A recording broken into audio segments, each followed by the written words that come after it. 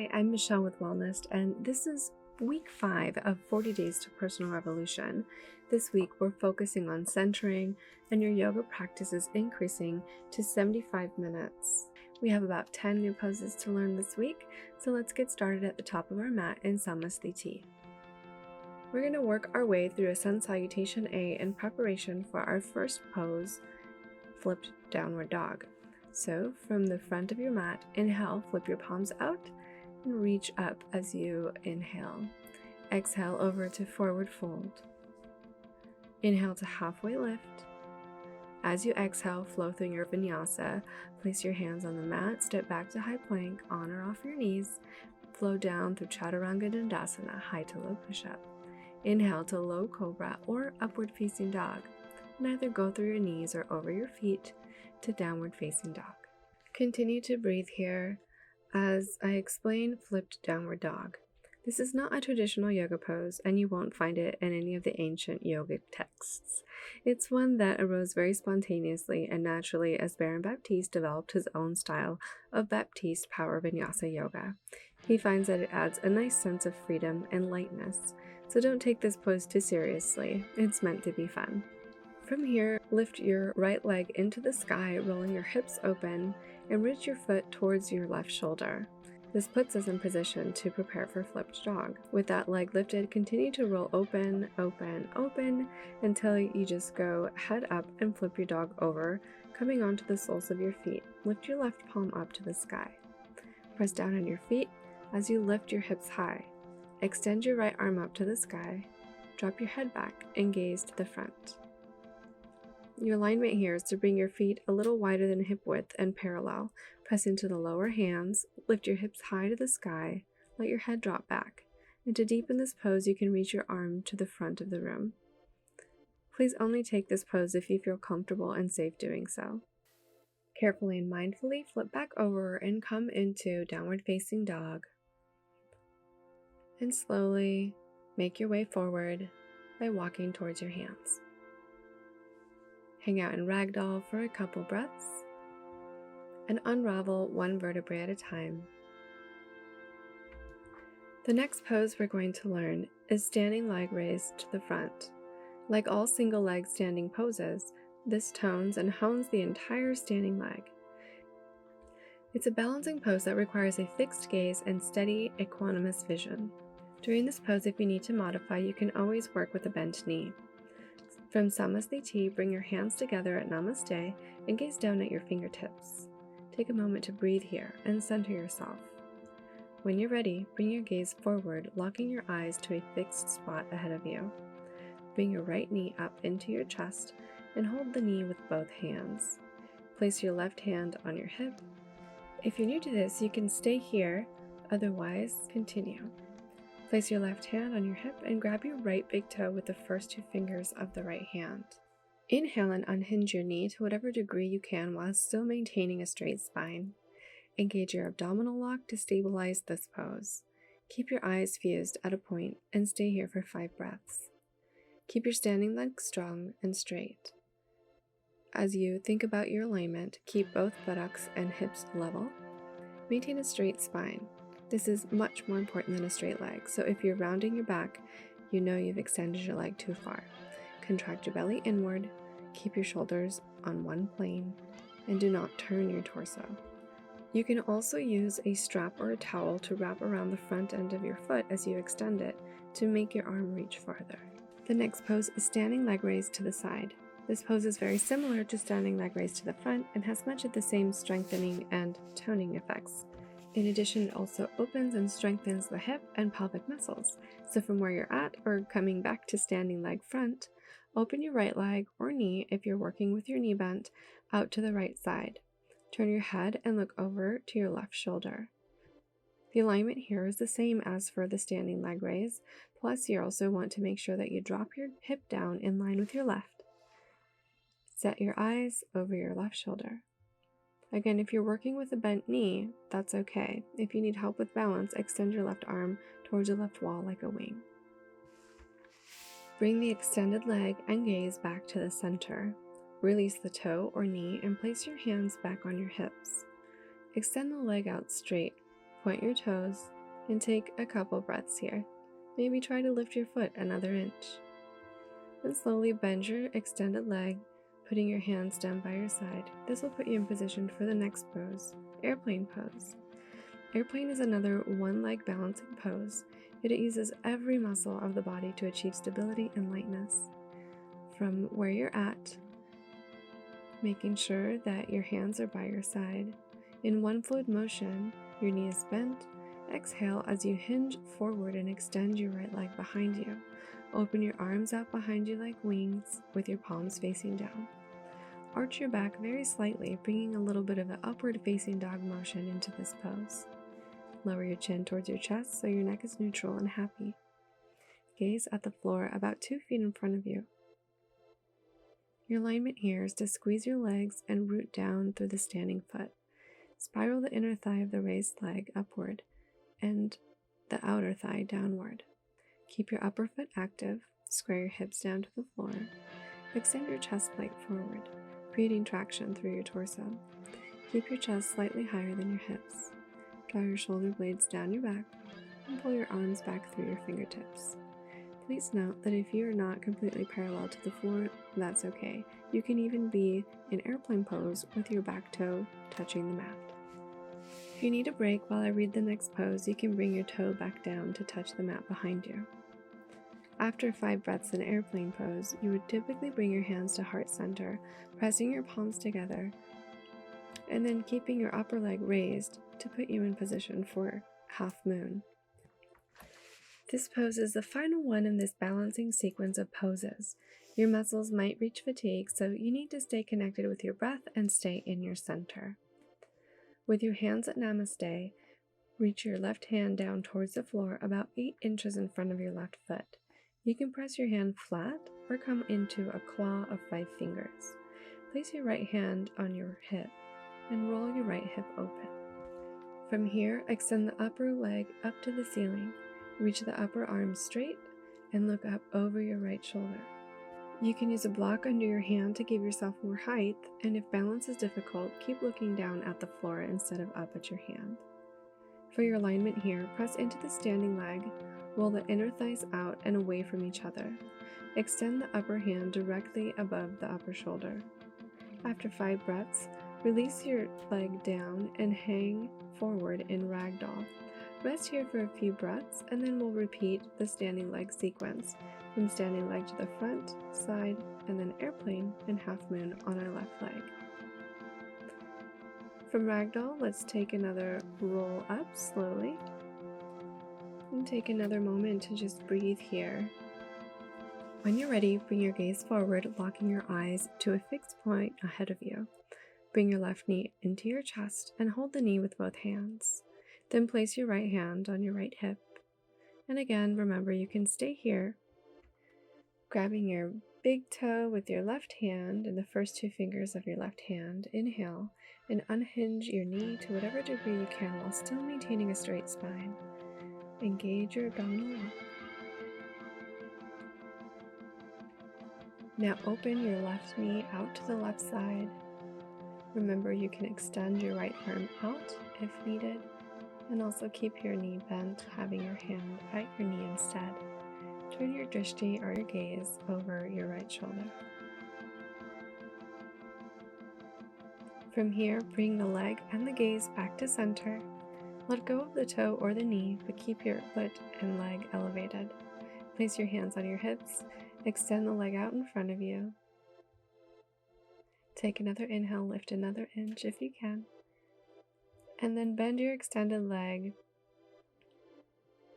as you reach that leg backwards towards airplane pose, or you can think about just hinging your way all the way back. Squeeze your legs, root down through your standing foot, spiral the inner thigh of the raised leg upward and the outer thigh downward. Keep your upper foot active, square your hips, pull your arms back through your fingertips, draw your shoulder blades down your back. Bring your hands back together at your heart center, pressing your palms together. From here, reach your right hand down towards the floor about 8 inches in front of your right foot. You can press that hand again either flat on the mat, onto a block, or you can make claws with your 5 fingers. Place your other hand on your hip and roll your hip open. Once you have the upper leg extended towards the ceiling, reach your upper arm straight up and look over your shoulder up towards those fingers.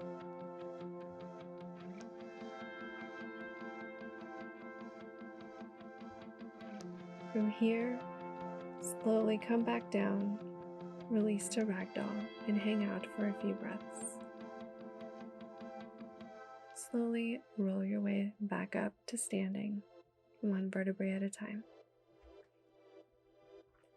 We're going to skip tree pose this time, a pose that we learned last week, and go through one short vinyasa to get our way into triangle pose in preparation for our next new pose, twisting triangle.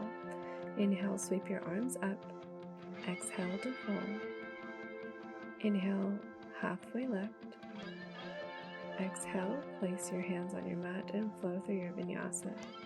High to low push-up, low cobra or upward facing dog, and back to downward facing dog. From here, reach your right foot forward to warrior 1. Take one deep inhale. As you exhale, open up to warrior 2. Coming to triangle pose, straighten your right knee on track and reach your right arm forward, pressing your left thigh back and hinging at your waist to take triangle pose.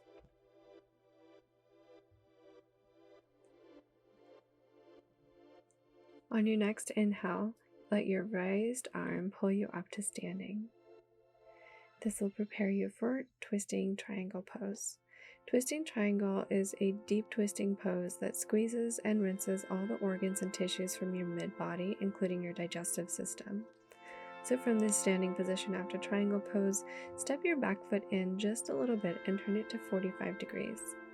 Bring your hands to your hips and square your hips to the wall in front of you, just like pyramid pose. Really take the time to center your hips because they will be your anchor for this pose. Bring your left arm up next to your ear. Inhale to reach all the way up through your left hand. Bend your front knee, and on your exhale, hinge forward from your hips, placing your left palm on the floor to the outside of your right foot. You can also place your hand to the right shin, foot, or on a block, whatever feels most stable. Use your hand to pull your right hip back in alignment with your left. Now straighten the front leg as you pull the right hip back. Inhale and lengthen the spine. Exhale and roll the right shoulder back, opening the torso to the side wall. Extend your right arm up, straight up. Gaze to your upper hand. Your alignment here is to engage powerful legs, square your hips forward, bring your inner thighs together. Lift your belly up and in. Work a straight line through your spine. Keep your shoulders at hip height if possible. On the inhale, elongate your spine, and on the exhale, twist open. Twist from your hips, using them as a steering wheel. Press your sitting bones back, away from your head. Drop your shoulder blades down and spread them apart. Line up your arms along a vertical plane and reach through the upper fingertips. Relax your face. As mentioned before, you can use a block on the outside of your foot for a modification. You can also lift your back heel to allow you to move a little bit more easily through your twist. Additionally, you can lift your back heel off the floor completely to roll your torso open. From here, engage your abdominal lock and helicopter your left arm up and around, pivoting your body so that your hips and chest are facing the side wall. Check that your feet are parallel or pigeon-toed. And now you're in position for the next pose, standing straddle bend. In this variation of standing straddle bend, as you exhale and hinge forward from the hips, slide your hands down your thighs and grab the big toes of each foot with the first 2 fingers of each hand. Inhale and lift halfway up, and then exhale for folding forward. Use your finger to toe hold as leverage. Hold here for 5 breaths, working the crown of your head down towards the floor. Press into your feet, lengthen your spine, and come back up to standing. Normally, we would take pyramid pose and then repeat it on the other side, but for now, Make your way into downward facing dog, and we'll flow through this on the left side, stepping forward with your left foot to warrior 1. Open up to warrior 2, then straighten your left knee on track and reach your left arm forward, taking triangle pose here. Take a few deep breaths. On your next inhale, let your raised arm pull you up to standing. From here, step back your foot a little bit more and turn it to 45 degrees. Bring your hands to your hips and square them up to the front wall. Remember that your hips are your anchors here. Slowly bring your right arm forward and left arm up, straightening that front leg as you pull the left hip back. Inhale, lengthen. Exhale, roll that shoulder back, opening the torso to the side. Take another inhale. Remember, you can always modify. And on your next inhale, use your core to bring you up to standing. Coming to a straddle bend D. Again, reaching your hands forward, making sure that your feet are parallel or slightly pigeon-toed. Begin to slide your hands down your thighs and grab your big toes with the first 2 fingers of each hand. Inhale to halfway lift, and then exhale to fold forward. Allow your crown to meet the floor or reach towards the mat.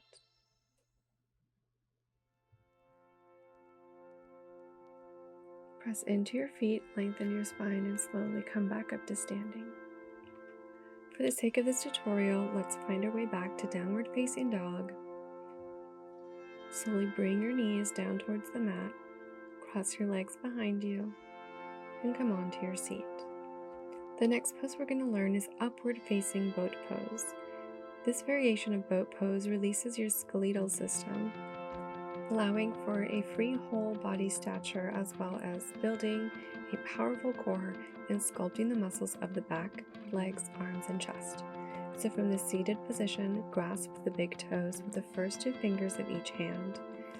Then balancing on your tail and sitting bones, straighten your legs as much as you can. If you would prefer, you can take easy boat pose. Straighten your spine and both arms. Drop your head. Open your heart to the heavens. Maintain your breath here. As you sit here, think about your alignment. Keep your legs and feet active. Strongly engage your core power to maintain balance. Maintain a straight spine. Lift and expand your chest.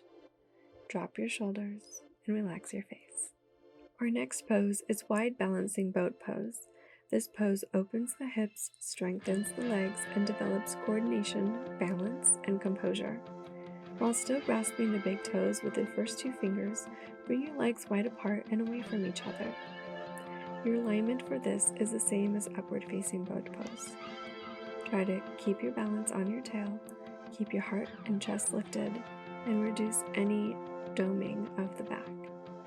Lift your heart. When you're ready, slowly bring your legs back to center and gently drop your feet back.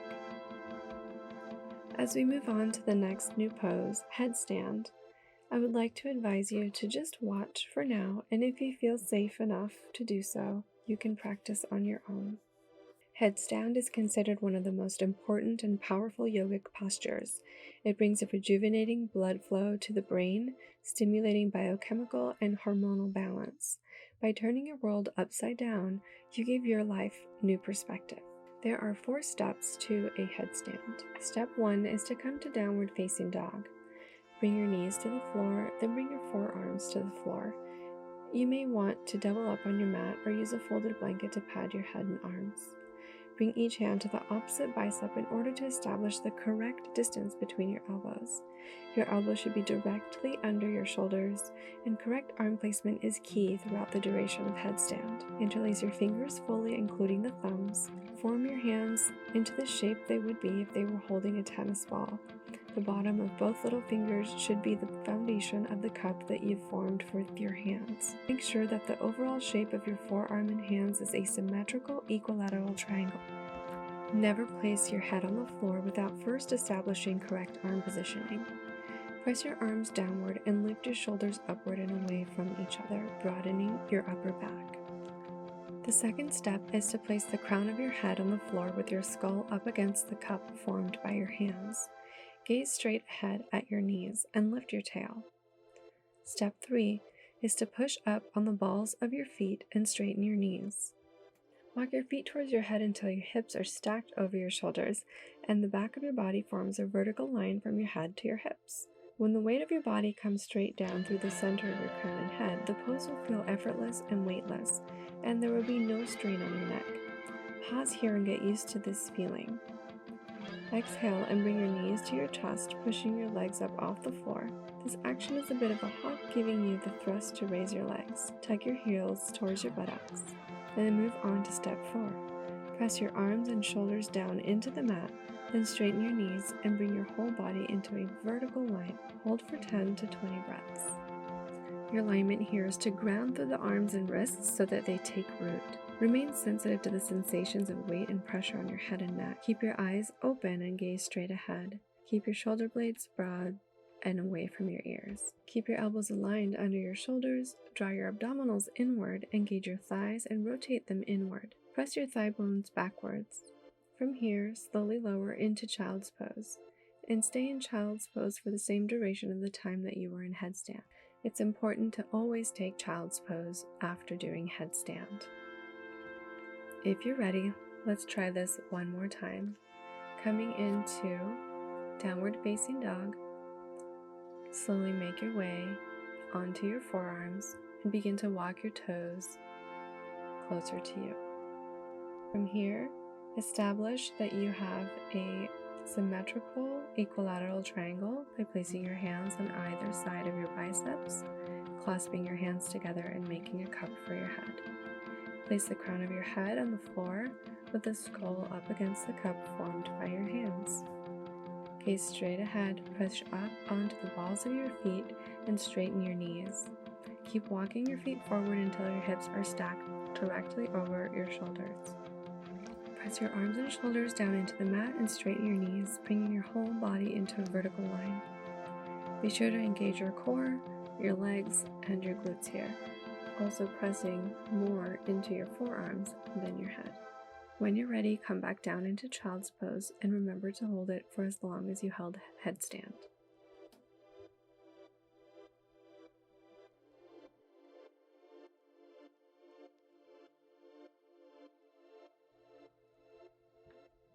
From here, press up onto your knees, cross your ankles behind you, and roll back onto your seat. We'll close with fish pose, supine twist, and Shavasana. So laying all the way on your back, make your way into fish pose, tucking your fingertips underneath your sitting bones, drawing your elbows and shoulders underneath you, lifting your heart and allowing your head and neck to drop to the back. Soften your face and soften your gaze. Take another inhale as you tuck in your chin towards your chest. Slowly come back onto your back all the way, removing your elbows from underneath you. Squeeze your right knee into your chest and move into supine twist, using your left hand as a guide to move your right knee over to the left side. Keep both of your shoulders on the mat, your left leg fully extended, right knee bent, and your right arm opened up into a wing or a T. Turn your gaze over your right side. Breathe deeply in and exhale.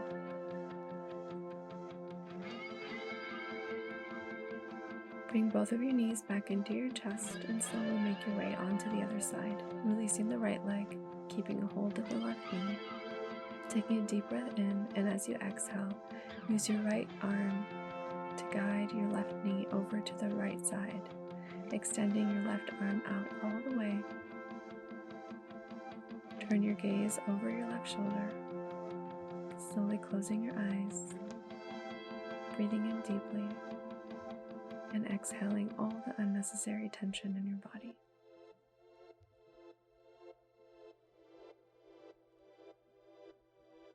Slowly invite both of your knees back into your chest. Give them one final squeeze and maybe rock side to massage your muscles on either side of your vertebrae here. making your way into final Shavasana.